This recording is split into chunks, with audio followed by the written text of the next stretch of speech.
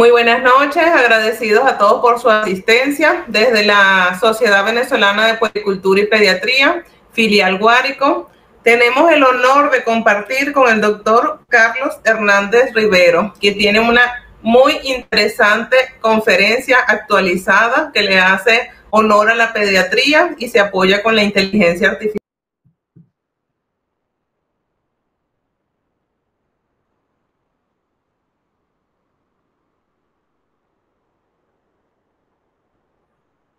Okay. Ahora les voy a hablar de una herramienta que es de Google, que es Gemini. Gemini hasta hace poco no era tan buena como ChatGPT, pero esta semana sacó una actualización que es el Gemini 3, que es absolutamente poderoso. Por ejemplo, usted le puede poner el prompt, explícale qué es una bronquiolitis a los padres médicos, un lenguaje sencillo, incluyendo causas, síntomas, tratamiento en casa y cuándo buscar atención de emergencia.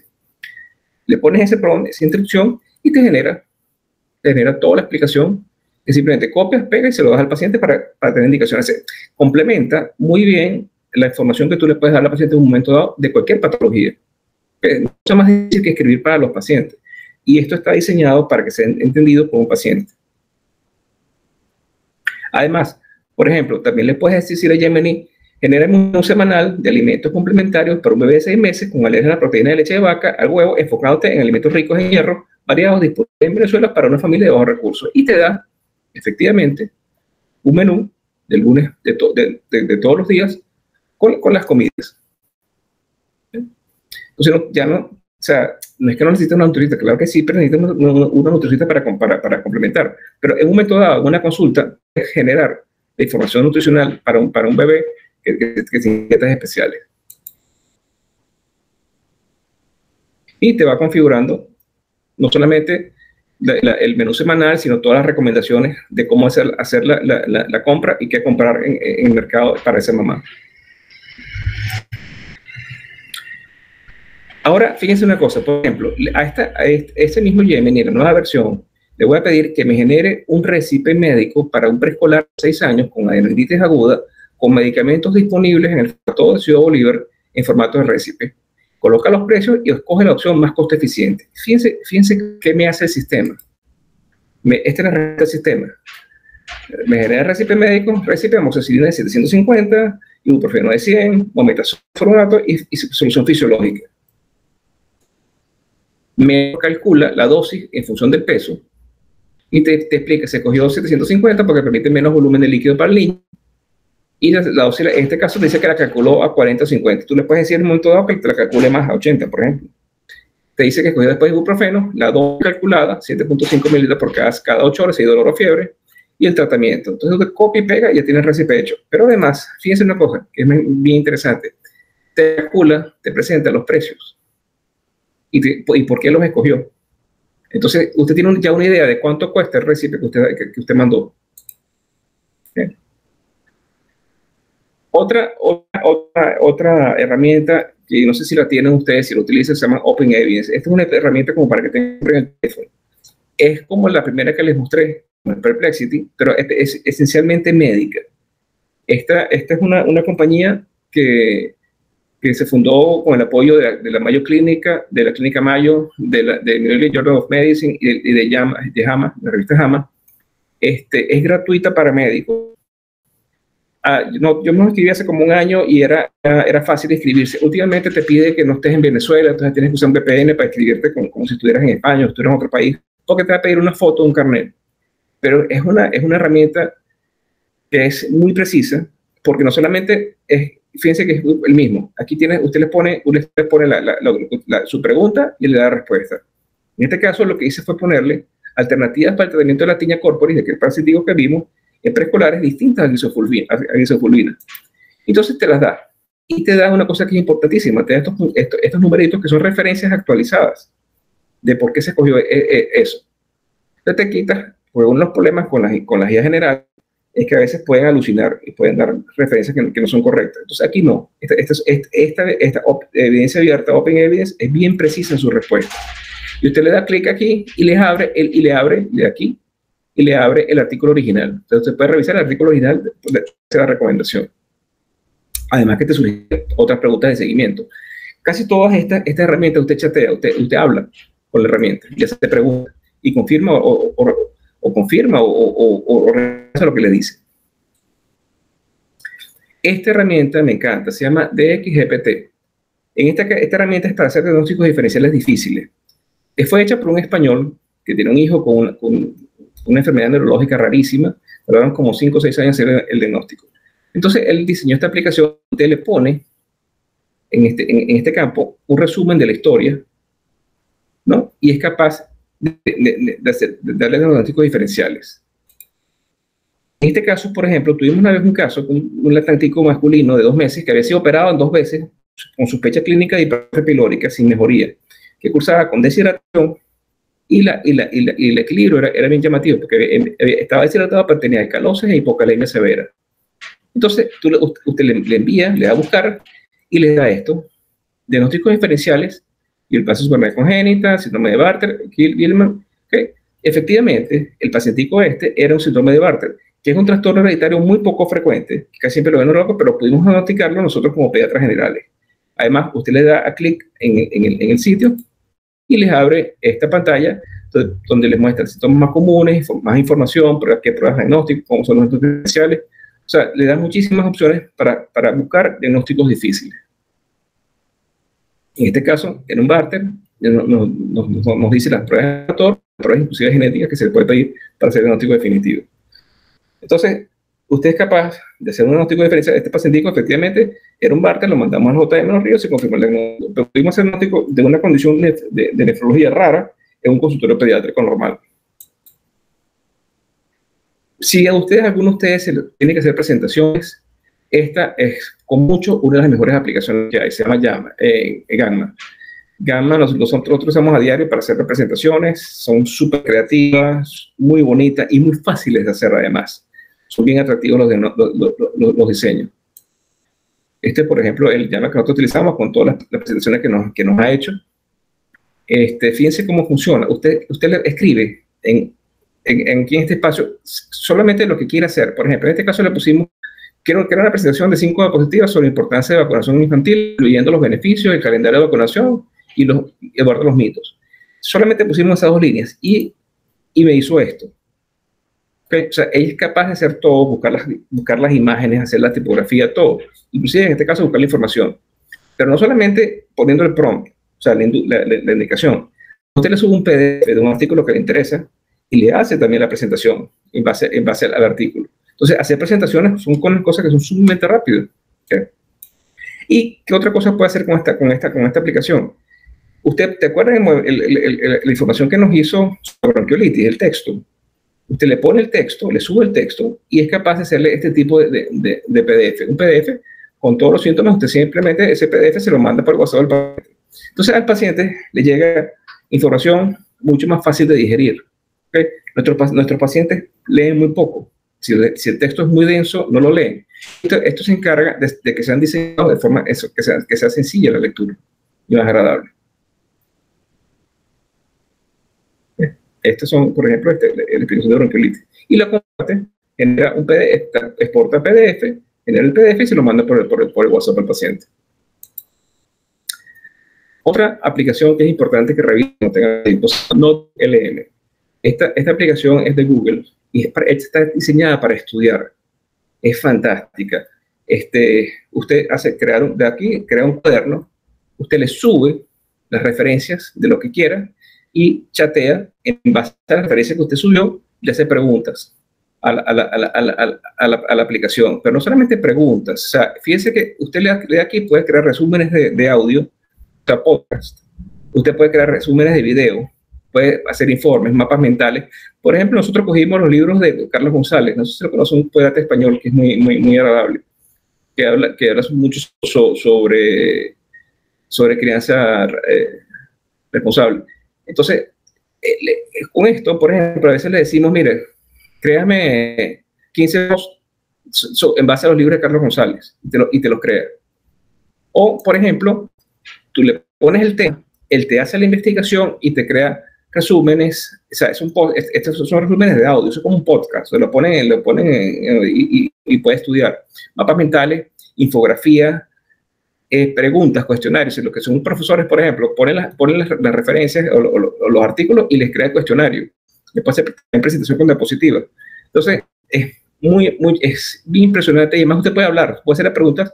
Usted sube 15, 20, 30 artículos, 40 artículos, le puede subir también videos de YouTube y les hace los resúmenes y conversa con ellos para que le haga un resumen de todo eso que usted le subió. Entonces, estudiar con esto es otro nivel, definitivamente.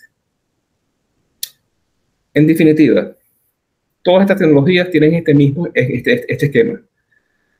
Aparece la tecnología nueva, hay un pico de expectativas de todo lo que se puede hacer, después uno se desilusiona por no son tan perfectas como uno quisiera, y después hay una pendiente y llega una meseta de productividad. O sea, aprendemos cómo utilizarla. Esto pasa con todas las tecnologías, pero fíjense que lo que ha pasado con estas tecnologías de IA, que la meseta ha sido impresionante como ha subido, como cada vez hacemos más cosas y mejores cosas con IA. Tenemos problemas éticos y de limitaciones, alucinan, chequear siempre lo que hacen. Me pasa mucho con Gamma, que me da referencias que parecen verdaderas y cuando tú las revisas son falsas. Tienes que revisar siempre lo que hace. Tienen problemas de sesgos, sobre todo cuando son las IA predictivas. Es importante que no se compartan personas pacientes y el responsable, al final, siempre es el médico. Es decir, hay que entender que las IA son copilotos, pero el responsable es el piloto es el médico que lo utiliza. Otra cosa que es importantísima en las IA es la experiencia clínica, porque las máquinas tienen mucha información, pero no tienen contexto. Entonces, quien les va a dar contexto a las IA son ustedes con su experiencia clínica. Pero, como les digo, lo que me interesa es que comiencen a utilizarlas, que le pierdan miedo y que vean lo poderosas que son ellas. Cuando me preguntan si me preocupa el avance de la inteligencia artificial, no, lo que me preocupa, dicen siempre, es el retroceso del natural. Y el tema es siempre entiendan que la IA es un copiloto, pero la responsabilidad es suya, es del médico que se encarga de poner dentro de la información. Y siempre tenemos que decir que no solamente es importante tener acceso a la IA, hay que saber interrogarla, hay que saber interpretarla, y sobre todo ponerle en todo contexto. El verdadero acceso no se mide por la conectividad. Usted puede tener la mejor internet del mundo, pero si no sabe, tiene capacidad de discernir, es peligroso usarla, por supuesto. Y además que siempre decimos que la IA nos recuerda que el conocimiento sigue siendo, como siempre, una construcción exigente, gradual y profundamente desigual, que exige una formación rigurosa y disciplinada. Si usted no está formado, si usted no sabe anatomía, si usted no sabe filosofía, si usted es fisiología, si usted no ha visto al paciente en la cama, es difícil que sepa lo que está buscando. Y si no sabe lo que está buscando, nunca va a saber evaluar lo que se encuentra. Muchísimas gracias. Si quieren, pueden copiar este QR. Ahí están los links para esas aplicaciones para que las exploren. Comentaba muchísimo ChatGPT, pero es problemático realmente. Pero en cambio Gemini no. Gemini se le consiguen la opción gratuita. Gemini es muy generosa. Y como le digo, se consiguen también opciones de algo así como $15 un año completo. Y la parte de imágenes de Gemini es sumamente poderosa, ¿okay? Tanto para leerlas como crearlas. Entonces, nada, quisiera abrir las preguntas.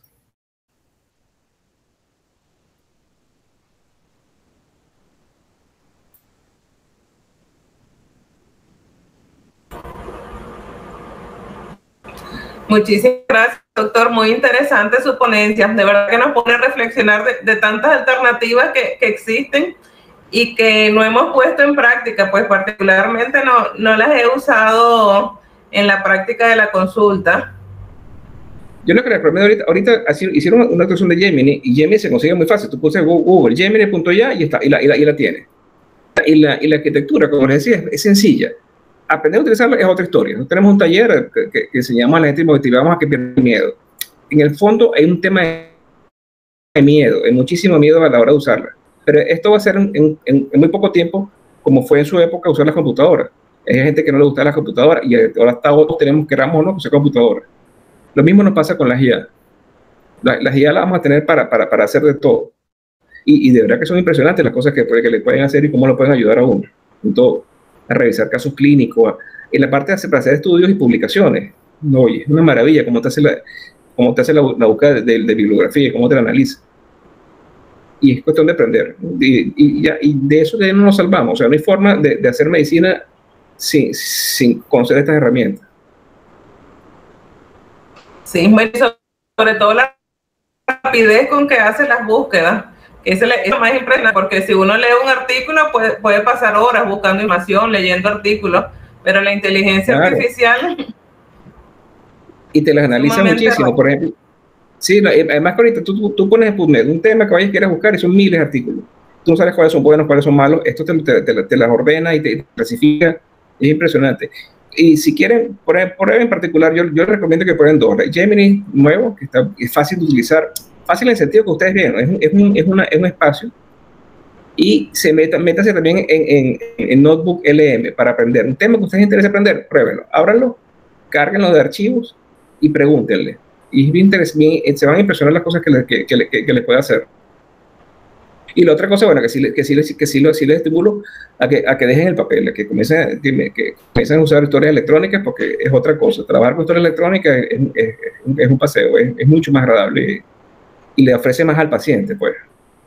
Dosis calculadas por peso, planes de crecimiento, todo automatizado, recomendaciones. Entonces la consulta es mucho más rica realmente.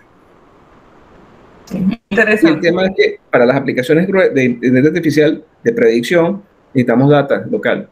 El tema que tenemos en Venezuela es que no tenemos data local de nada. Entonces necesitamos primero generar cultura de que la gente entienda que tiene que registrar las consultas, registrar las historias para poder tener data para hacer las aplicaciones predictivas. Sí. Me sorprendió muchísimo lo del RECIP, cómo la inteligencia artificial puede redactar el RECIP y ya de una vez decir cuáles son los medicamentos más económicos, el tratamiento para X enfermedad. Bueno, me dejó impactada.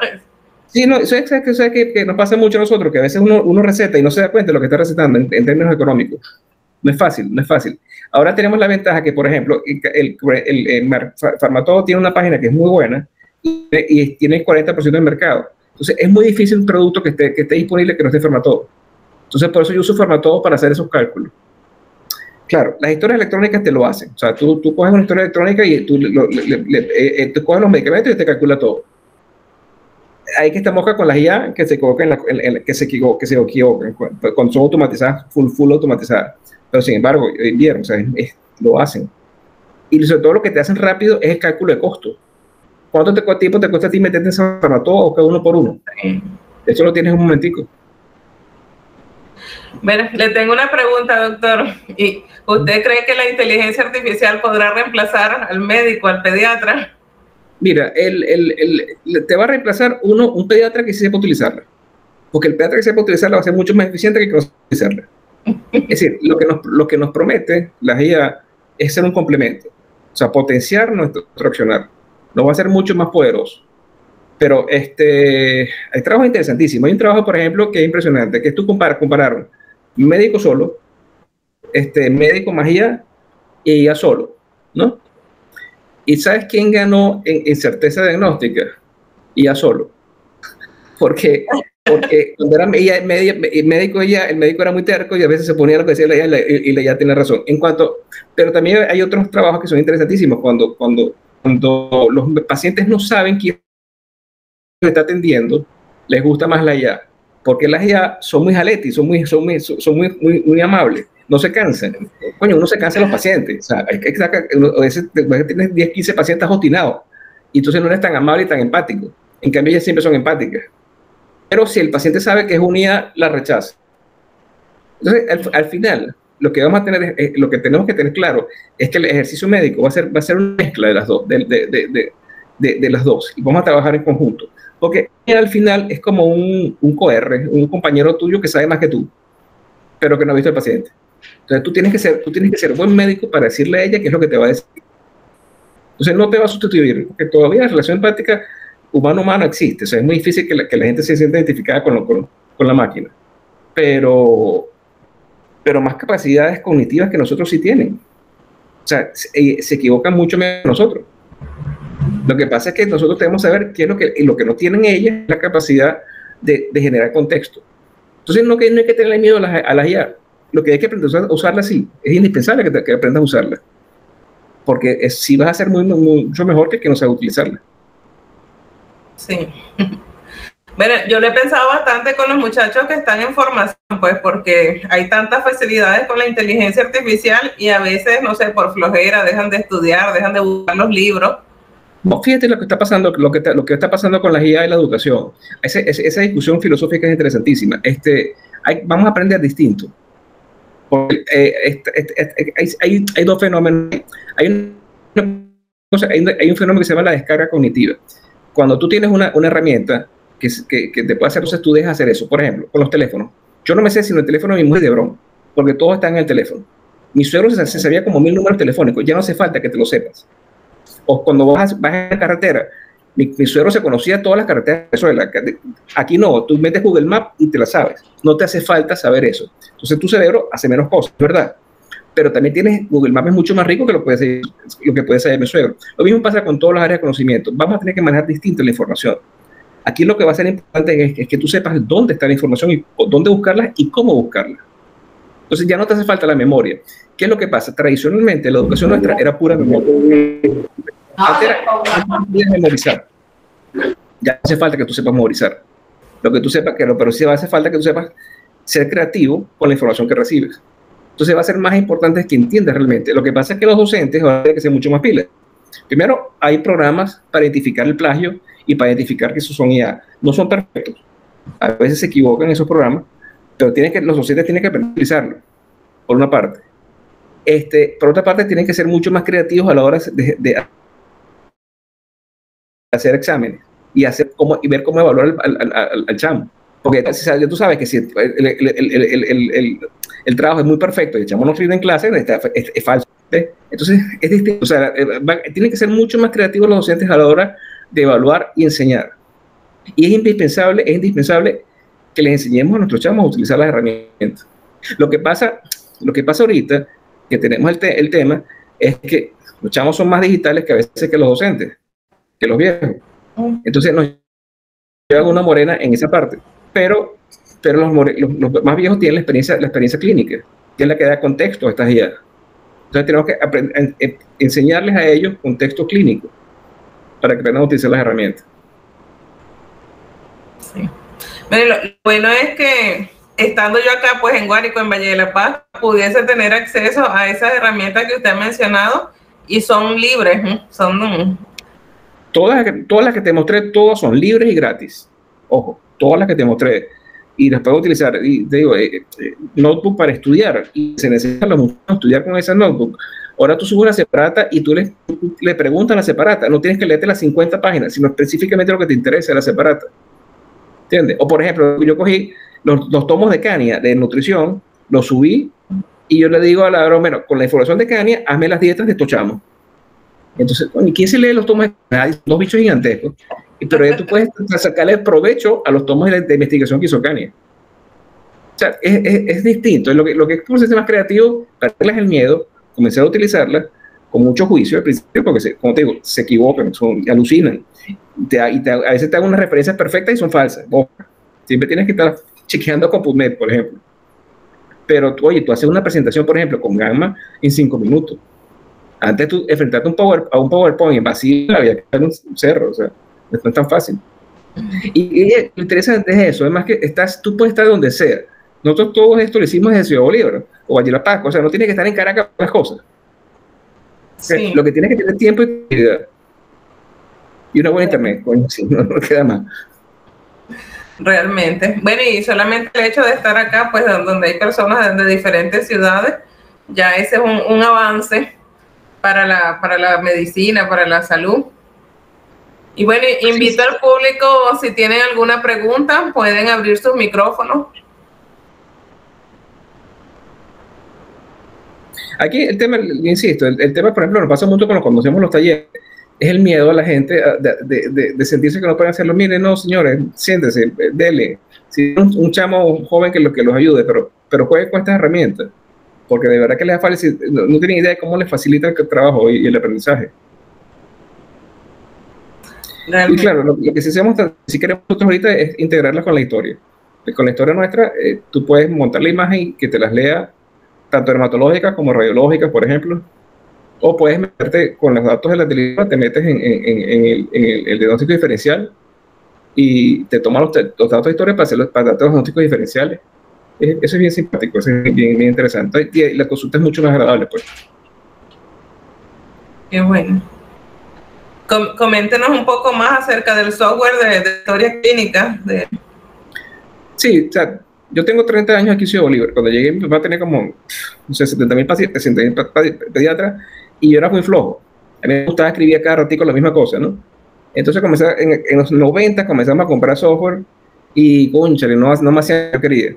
Entonces, al final me metí con mis amigos, aprendimos programación y desarrollamos un software para nuestro centro pediátrico, con las tablas de crecimiento, con los cálculos automatizados, y después decidimos venderlo. Y la última cosa que hicimos fue llevarlo a la nube.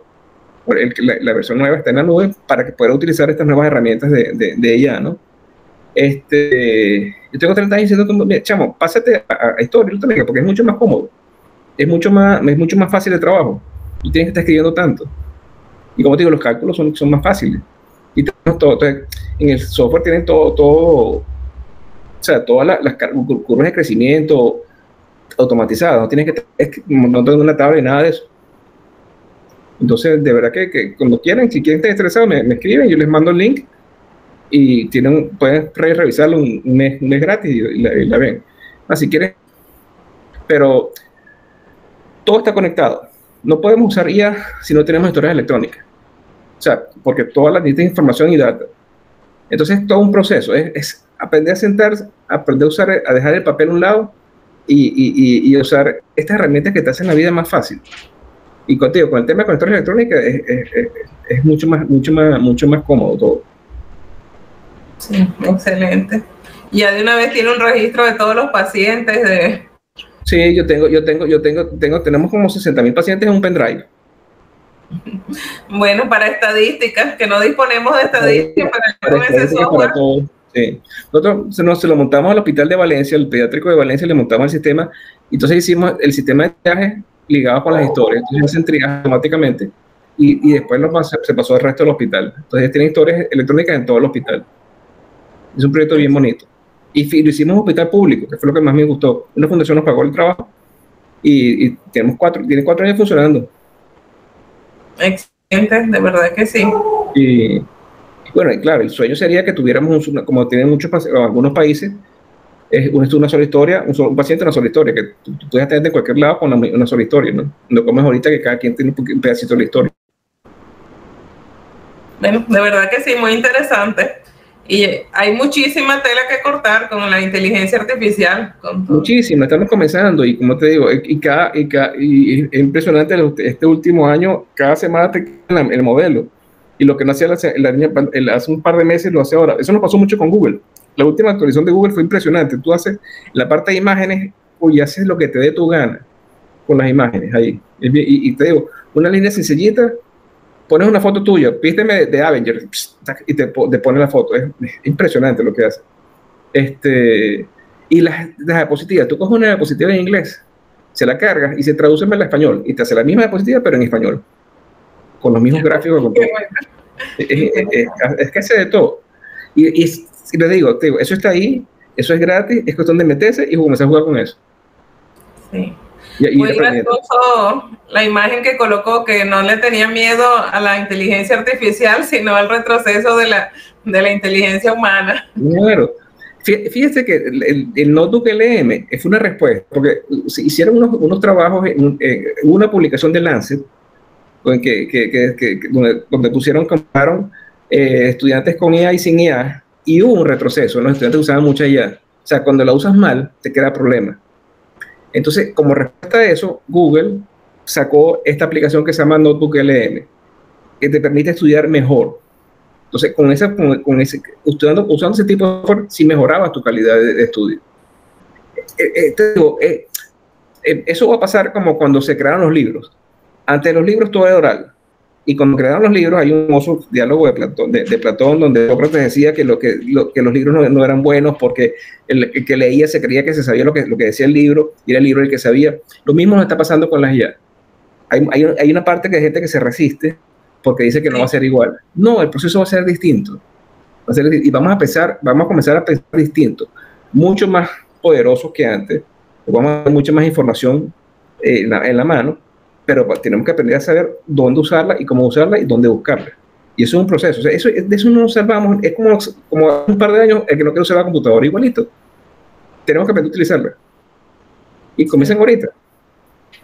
Y eso, como digo, no es porque yo vendí todo software. Busquen historia, la que ustedes quieran. Ya hay más en el mercado, ya hay varias opciones en el mercado. Pero busquen historia electrónica. Porque de verdad el día a día se les va a facilitar muchísimo. Sí. Bueno, muchísimas gracias, doctor, por su conferencia, por más interesante. De verdad que quedé emocionada con el tema y bueno, quiero seguir buscando información al respecto porque hay tantas posibilidades que no sé, es cuando uno está solito cuando uno está solito en un consultorio, mira, chamo, es como tuvieras el subespecialista al lado. Sí. Tú le pides la última pauta de Gina y te da la última pauta de Gina, te la compares todo, o sea, y no tienes que estar leyendo tanto, o sea, tienes que saber lo que vas a preguntar, sí, pero la velocidad no la tiene antes como ahora. Sí. Bueno, ha sido un placer para nosotros, para la filial Guárico, el que usted haya compartido con nosotros. Y bueno, esperemos en una próxima oportunidad contar nuevamente con su participación. Si quiera, hablamos de historias electrónicas, me siento y les explico cómo funcionan con todo gusto. Excelente, sí, un excelente tema. Seguro. Bueno. Muchísimas gracias por la invitación, de verdad, súper agradecido. Gracias a usted y gracias a la Sociedad Venezolana de Puericultura y Pediatría. Chévere. Hasta luego, muchas gracias.